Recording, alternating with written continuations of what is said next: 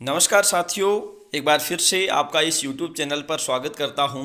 और इस वीडियो में हम बात करने वाले हैं NRA और CET के बारे में। जैसा कि आपने अभी चर्चाओं में सुना होगा कि अब जो परीक्षा का आयोजन होगा वो देश स्तर पर पूरे देश में एक ही परीक्षा का आयोजन होगा जिसे नाम दिया गया है CET, और इस परीक्षा का आयोजन करवाएगा NRA के द्वारा। संपूर्ण जानकारी आपको इस वीडियो के माध्यम से दी जाएगी कि NRA क्या है, CET क्या है, इस परीक्षा का आयोजन किस प्रकार से होगा, अब नौकरी मिलना कठिन हुआ या आसान हुआ, सारी जानकारी आपको इस वीडियो के माध्यम से दूंगा। तो चैनल को सब्सक्राइब नहीं किया तो अवश्य कर लीजिए, क्योंकि आगे भी आपको इसी प्रकार के कई वीडियो मिलने वाले हैं। तो चलिए शुरू करते हैं, क्या है NRA और CET। सबसे पहले देखते हैं NRA, नेशनल रिक्रूटमेंट एजेंसी। ये एक एजेंसी है और इस एजेंसी का काम होगा सबसे पहले फॉर्म निकालना, जिसे ऑनलाइन आवेदन किए जाएंगे विद्यार्थियों के द्वारा। उसके बाद में सेंटर आवंटित करना जहां पर परीक्षा का आयोजन होगा, और उसके पश्चात रिजल्ट तैयार करना, कट ऑफ तैयार करना, यानी कि जो स्कोर कार्ड आपको दिया जाएगा वो तैयार करना। ये काम होगा एजेंसी का। इस एजेंसी को नाम दिया गया है नेशनल रिक्रूटमेंट एजेंसी, ठीक है। और ये केवल और केवल परीक्षा का आयोजन करवाएगी, उसके बाद में आपको स्कोर कार्ड दे देगी। इतना काम इसका होगा, जिसे नाम दिया गया है नेशनल रिक्रूटमेंट एजेंसी। और जिस परीक्षा का आयोजन करेगी उस परीक्षा का नाम दिया गया है कॉमन एंट्रेंस टेस्ट, CET। अब दरअसल ये है क्या, ये किस प्रकार से लागू होगा? इससे पहले क्या होता था कि आप रेलवे, SSC और बैंकिंग, इन तीनों की अलग अलग परीक्षा देते थे, प्री परीक्षा। अब ये दरअसल क्या है कि अलग अलग परीक्षाएं आप देते थे और अलग अलग रूप में आपको हर बार अलग रूप से इसको पास करना होता था। तो ऐसी स्थिति में क्या है कि अब आपको केवल एक परीक्षा देनी पड़ेगी, जिसमें आप रेलवे, SSC और बैंकिंग तीनों के लिए एलिजिबल माने जाओगे। अब ये कैसे काम करेगी, ये कब से लागू होने वाली है? ये लगभग 2021 में ही लागू होगी, क्योंकि 2020 का आधा साल चला गया है, और इसीलिए अब आप ये मान के चलिए कि ये 2021 में ही लागू होने वाली है। अब दरअसल ये जो लागू होने वाली है रेलवे, बैंकिंग और SSC, क्या आपने अगर CET पास कर लिया तो क्या आपकी नौकरी पक्की हो जाएगी?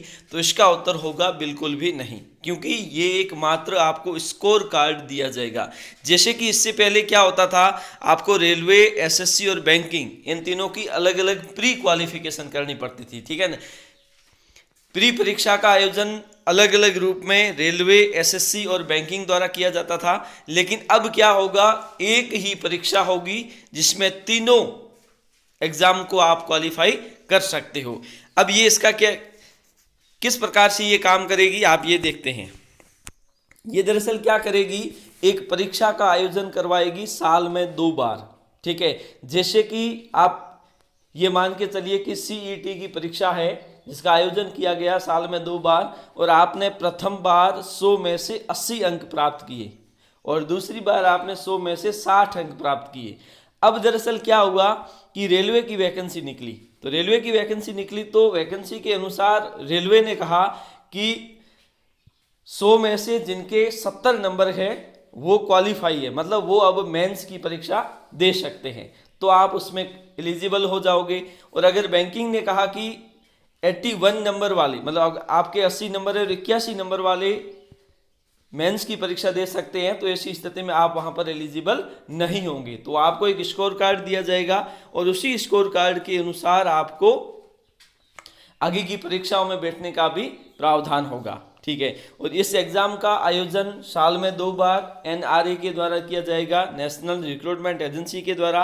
और इसकी जो मेरिट बनेगी, आपको एक स्कोर कार्ड दिया जाएगा, जैसे आपने साल में 2 बार परीक्षा दी, ठीक है, और प्रत्येक बार आपके अंक है वो अलग अलग है। तो ऐसी स्थिति में क्या होगा कि जो ज्यादा अंक है उसी के आधार पर आप अगली परीक्षा के लिए एलिजिबल माने जाओगे। जैसे कि रेलवे, SSC और बैंकिंग की परीक्षा जो IBPS के माध्यम से होती थी, वे परीक्षाएं जब इसके लिए रिक्रूटमेंट निकलेगा तो आपको क्या करना है कि उसी के अनुसार आपको फॉर्म अप्लाई करना है। अगर आपके नंबर ज़्यादा है तो आप वहां पर आ जाएंगे, नहीं तो आप पीछे रह जाएंगे।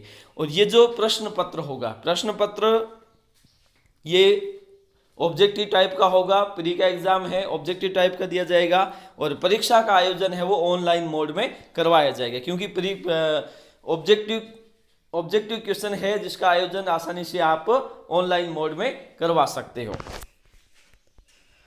उसके बाद में आपको जो एक स्कोर कार्ड दिया जाएगा उसकी वैधता होगी 3 साल की। मतलब जैसे कि आपने अभी 2020 में अगर एक परीक्षा क्वालिफाई की है, यानी कि इस CET का एग्ज़ाम दिया है और आपके पास एक स्कोर कार्ड है, तो आप उस स्कोर कार्ड को 3 साल तक यूज में ले सकते हो, यानी कि 3 साल तक निकलने वाली किसी भी भर्ती के लिए वो वैध रहेगा और 3 साल के बाद में वो अवैध हो जाएगा। ठीक है, और इसके लिए इसमें जो चांस होंगे, यानी कि आप कितने अटेम्प्ट दे सकते हो CET के, तो इसकी कोई सीमा नहीं है, कितने भी अटेम्प्ट आप इसके CET के दे सकते हो, इसकी कोई सीमा निर्धारित नहीं की गई है। और ये दरअसल आपको एक चीज़ ध्यान रखनी है कि ये परीक्षा केवल और केवल प्री के लिए होगी। अब दरअसल क्या होता था कि SSC, बैंकिंग और रेलवे प्रत्येक परीक्षा के लिए अलग अलग प्री परीक्षाओं का आयोजन करवाना होता था, अलग अलग रूप में होता था। जैसे कि रेलवे है वो रेलवे बोर्ड करता था, SSC के लिए SSC खुद करता था, और बैंकिंग के लिए IBPS के माध्यम से आयोजन होता था। और तीनों ही स्तर पर अलग अलग परीक्षाएं आयोजित होती थी और अलग अलग रूप में आपसे फॉर्म मांगे जाते थे। लेकिन अब क्या किया गया, इन प्री परीक्षाओं को इतनी जटिलता से टालने के लिए इनको क्या किया गया, केवल एक परीक्षा आयोजित की जाएगी जिसमें रेलवे भी आ जाएगी, बैंकिंग भी आ जाएगी और SSC भी आ जाएगी। अब दरअसल इसका पैटर्न क्या होगा, अभी तक इसका सिलेबस कोई भी तैयार नहीं किया गया है, सिलेबस हमारे सामने नहीं आया है, और इसमें जो सिलेबस तैयार किया जाएगा वो SSC, रेलवे और बैंकिंग इन तीनों को ध्यान में रखकर ही किया जाएगा, ताकि कॉम्बिनेशन आसानी से बना रहे। और इसमें एक खास बात यह है कि यहाँ पर जो भाषाएं हैं या दरअसल जो माध्यम है वो इससे पहले क्या होता था, अंग्रेजी और हिंदी 2 माध्यमों में होता था, लेकिन अब है वो लगभग जो हमारी जो सूची में भाषाएं हैं 8वीं अनुसूची में, उसके अनुसार 12 भाषाओं को इसमें स्थान दिया गया है। मतलब उन भाषाओं में पेपर का आयोजन करवाया जाएगा। तो ये जो कॉमन एंट्रेंस टेस्ट है ये दरअसल प्री के लिए ही है, केवल ये एलिजिबिलिटी है, और उसके बाद में आपको मेंस का एग्जाम भी देना पड़ेगा। अगर इंटरव्यू का प्रावधान है तो इंटरव्यू भी देना पड़ेगा, उसके लिए अलग से उसका रिक्रूटमेंट होगा।